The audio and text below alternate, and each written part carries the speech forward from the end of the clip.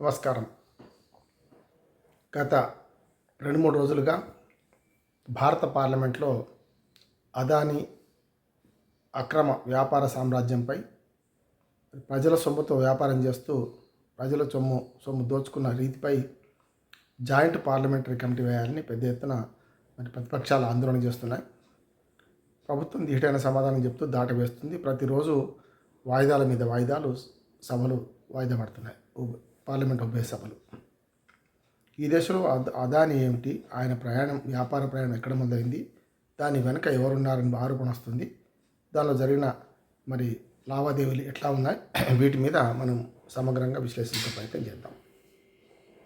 ప్రధానంగా అదానీ 1986 ఆ ప్రాంతంలోనే 84 తర్వాత రాజీవ్ గాంధీ హయాంలోనే చిన్న వ్యాపారాలు మొదలుపెట్టారని, ఆ తర్వాత పివి నరసింహారావు గారి ఆర్థిక సంస్కరణలో, ఆ తర్వాత మన్మోహన్ సింగ్ గారి ఆర్థిక సంస్కరణలో కొనసాగింపుల భాగంగా ఆయన ఇంతింతాయి వటుడింతాయి అన్నట్టు ఎదిగారని, వ్యాపార సామ్రాజ్యాన్ని పెద్ద ఎత్తున దేశంలో పుణికిపుచ్చుకున్నారని, వ్యాపార చేసుకున్నారని చెప్పి ఆయన మీద అనేక కథనాలు వస్తున్నాయి.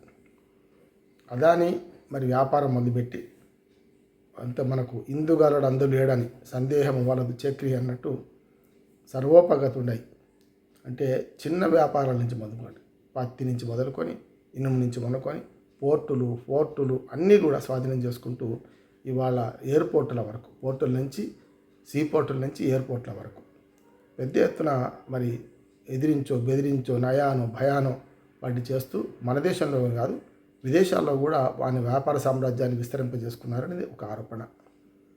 ప్రజల సొమ్ము ఇన్వెస్ట్ చేసిన ఎల్ఐసి లాంటి సంస్థ నుంచి మొదలుకొని, ఎస్బీఐ లాంటి జాతీయ బ్యాంకు నుంచి మొదలుకొని, చాలా ప్రభుత్వ రంగ బ్యాంకుల్లో ముఖ్యంగా బ్యాంక్ ఆఫ్ బరోడా లాంటిది, ఎస్బీఐ లాంటిది నుంచి వేల కోట్ల రూపాయలు అప్పుగా తీసుకొని ఈ వ్యాపారాలను చేస్తున్నారు.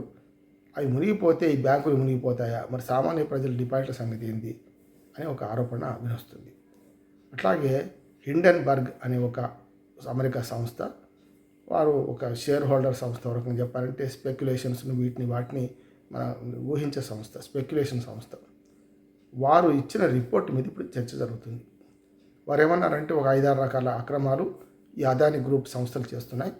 దేశమే కాదు ప్రపంచంలో అనేక రంగాలలో వ్యాపార రంగాలు ప్రవేశిస్తూ అక్రమ లాభాలను ఆర్జిస్తూ వాటిని చూపించకుండా ఇన్వెస్టర్ల పెట్టుబడిని మోసం చేస్తూ వాటి చూపించకుండా ఇతర రంగాలకు మళ్లించి అనేక వ్యాపార సంస్థలను కొనుగోలు చేస్తున్నాయి. ఒక్కోసారి అక్రమంగా అదిరించో చేస్తున్నాయి. అందులో రకరకాల అక్రమ పద్ధతులు, అంటే రిజర్వ్ బ్యాంక్ ఆఫ్ ఇండియా నుంచి మొదలుకొని అనేక మనకు దేశంలో ఈ వ్యాపార నియంత్రణ చేసే సంస్థలను వాటి అన్నిటి కొనేసి లేకపోతే వాటి దృష్టికి పోకుండా అనేక అక్రమాలు చేస్తున్నాయని నివేదిక ఇచ్చింది. ఆ హిండెన్బర్గ్ అనే సంస్థను అమెరికా ప్రభుత్వం నిషేధించింది. ఎందుకంటే వ్యాపార రంగంలో ఉన్న దిగ్గజాలను, కేవలం 5 ఉద్యోగులు ఉన్న ఆ సంస్థ పెద్ద ఎత్తున బ్లాక్మెయిల్కి పాల్పడుతుందని వాళ్ళ మీద ఆరోపణ. అట్లాంటి బ్లాక్మెయిల్ చేసే సంస్థ ఆరోపణల మీద, నివేదిక మీద అవసరమే స్పందించాలా లేదా అనేది మన భారత ప్రభుత్వం కానీ లేకుంటే అదానీ గ్రూప్స్ ఆఫ్ కంపెనీస్ కానీ అనుకుంటున్నాయి. కానీ అనివార్యంగా బట్టగా తెచ్చి మీదేసినప్పుడు దాన్ని నివారించడం కోసం కూడా, దాన్ని ఖండించడం కోసం కూడా అదానీ గ్రూప్ వెంటనే నష్ట నివారణ చర్యలు చేపట్టింది. కానీ ఇప్పటికే జరగాల్సిన నష్టం జరిగిపోయింది. 4.5 లక్షల కోట్ల రూపాయల షేర్లు పతనమైపోయి ఇవాళ అదానీ గ్రూపు కష్టాల్లో ఉంది. గతంలో రామలింగరాజు విషయంలో జరిగింది ఏందో అట్లానే ఇవాళ అదానీ గ్రూప్లో కూడా జరుగుతుంది అదే. కానీ దీనికి విదేశీ కంపెనీ, విదేశీ ఇన్వెస్టర్ల ప్రయోజనాలు అనే పేరు మీద సర్వేలు, రిపోర్టులు ఇచ్చే సంస్థ హిండెన్బర్గ్ సంస్థ ఈ రిపోర్ట్ ఇచ్చింది. దానికి వ్యతిరేకిస్తూ ఆ రిపోర్ట్లో పేర్కొన్న అంశాలలో క్లారిటీ ఇస్తూ 463 పేజీల క్లారిటీ నివేదికను అదానీ గ్రూప్ ఇప్పటికే విడుదల చేసింది. ఇంతవరకు వ్యాపారము, ఇన్వెస్టర్లు ఆలోచించవచ్చు, కానీ ఇది రాజకీయ వివాదంగా మారింది. ఇవాళ అదానికి వెనుక ఎవరున్నారు అంటే, కరోనా కష్ట సమయం తర్వాత అత్యంత వేగంగా రోజుకు 1400 కోట్ల రూపాయల ఆదాయాన్ని సమకూర్చుకొని ప్రపంచ కుబేరుడిగా అదానీ పేరు పొందారంటే దానికి పూర్తిగా 2014 తర్వాత భారత ప్రభుత్వ ఆర్థిక రాజకీయ విధానాలు, వ్యాపార అనుకూల విధానాలు ఇవన్నీ అదానికి అనుకూలంగా చేసి ఇప్పటి వరకు అదానీ దోపిడీకి మూలకర్త గా మారి నరేంద్ర మోడీ దేశ ప్రధాని వారికి మద్దతు ఇచ్చారని ఒక ఆరోపణ ప్రతిపక్షాలు చేస్తున్నాయి. ఆరోపణ బీజేపీ సహజంగా ఖండిస్తున్నది. ఇప్పుడు ఏమైందంటే 2 వర్గాలుగా చీలిపోయింది ఇది వ్యాపార సామ్రాజ్యం. ఒకటేమో రాజకీయంగా ప్రతిపక్ష పార్టీలన్నీ మోడీని తప్పబడుతున్నాయి. అట్లాగే కొన్ని జోకులు కూడా వేస్తున్నారు. ఎందుకంటే గుజరాత్ చెందిన మోడీ, అమిత్ షా ఇద్దరేమో అమ్మేవాళ్ళు, ఇద్దరు కొనుగోళ్ళు. అంటే భారతదేశాన్ని మొత్తం ఇద్దరు అమ్ముతున్నారు, ఇద్దరు కొంటున్నారనే ఒక నానుడు కూడా, ఒక జోక్ కూడా ప్రచారంలో ఉండదు. అందులో అదాని ప్రధానమైన వాడు, కొనేవాళ్ళు. ఇట్లా చూసుకుంటే మరి కరోనా కష్టకాలంలో అదాని ఇంత పెద్ద ఎత్తున పెరిగాడు అంటే అని దానిలో పెరగడానికి అక్రమ పద్ధతులు కారణమైంది అని చెప్పి ఈ నివేదిక చెప్తుంది. ఈ నివేదికలోని అంశాల పట్ల మనం స్పందించాలి. నివేదిక విశ్వసనీయత ఎప్పుడు తెలుస్తుందంటే అంశాలు నిజమా కాదా, ఇన్వెస్టర్ల ప్రయోజనాలు దెబ్బతలుగుతుందా, ఇన్వెస్టర్లు కేవలం ఎల్ఐసిలోనో ఎస్బీఐలోనో కాదు, వాళ్ళందరూ మన డిపాజిట్దారులు వ్యక్తిగతంగా కూడా అదాని ప్రతిభను చూసి నమ్మి, అదాని వ్యాపార విలువలను చూసి నమ్మి, అదాని వ్యాపార సామర్థ్యాన్ని చూసి నమ్మి కొన్ని లక్షల మంది ఇన్వెస్టర్లు మరి షేర్లు అందులో పెట్టారు.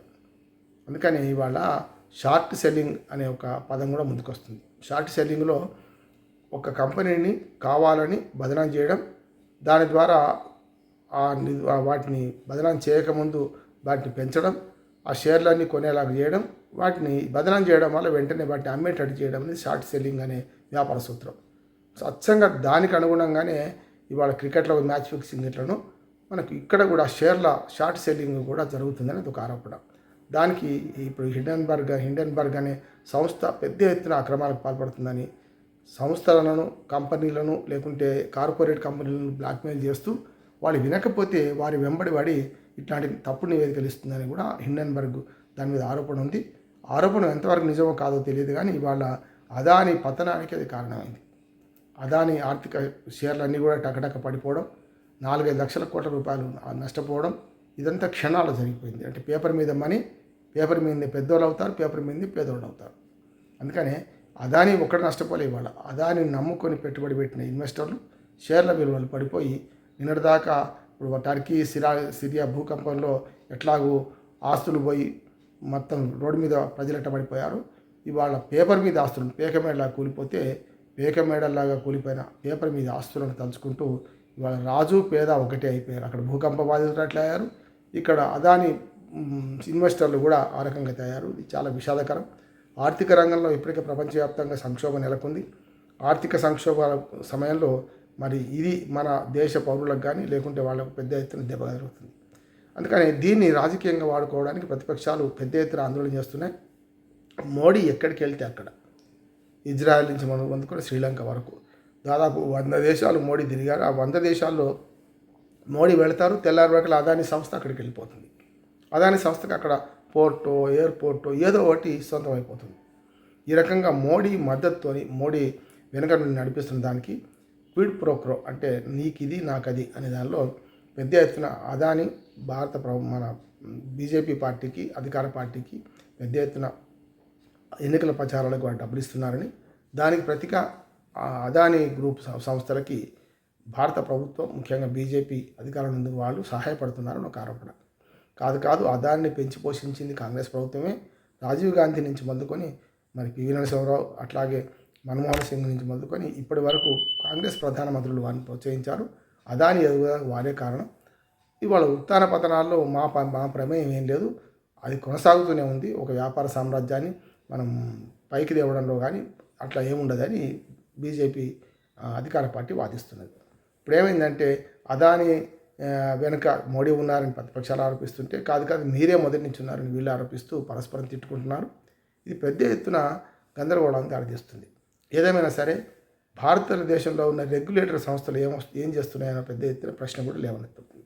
ఉదాహరణకు ఆర్బీఐ నుంచి మొదలుకొని మరి మన ఎన్ఫోర్స్మెంట్ డైరెక్టరేట్ కానీ, ఆదాయ పన్ను శాఖ వాళ్ళు కానీ మరి ఇన్ని అక్రమాలు, హిండెన్బర్గ్ పేర్కొన్న ఇన్ని అక్రమాలు అదాని గ్రూప్ చేస్తుంటే మరి వీళ్ళు ఏం చేస్తున్నట్టు అనేది ఒకటి వస్తున్నది.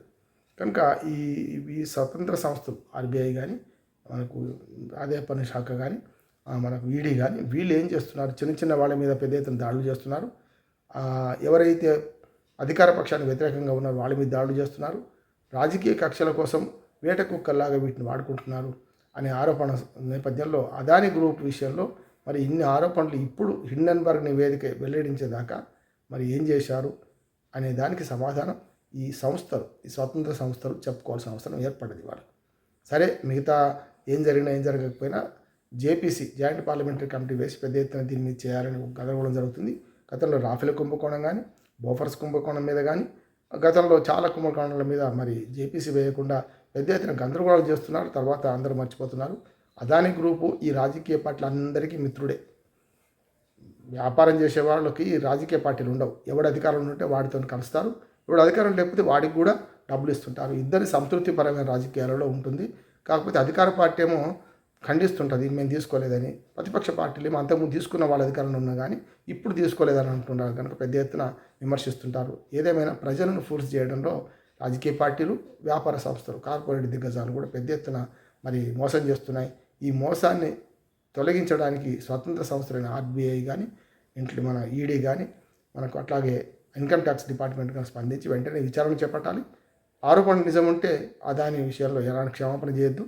మరి నిజం లేకపోతే తప్పనిసరి దాన్ని వెల్లడించాల్సిన అవసరం ఉన్నది. ఇన్వెస్టర్ల ప్రయోజన నిమిత్తంగా అయినా సరే భారత ప్రభుత్వం దీని మీద పెద్ద ఎత్తున విచారణ జరిపించాలని కోరుతున్నాను. నమస్కారం.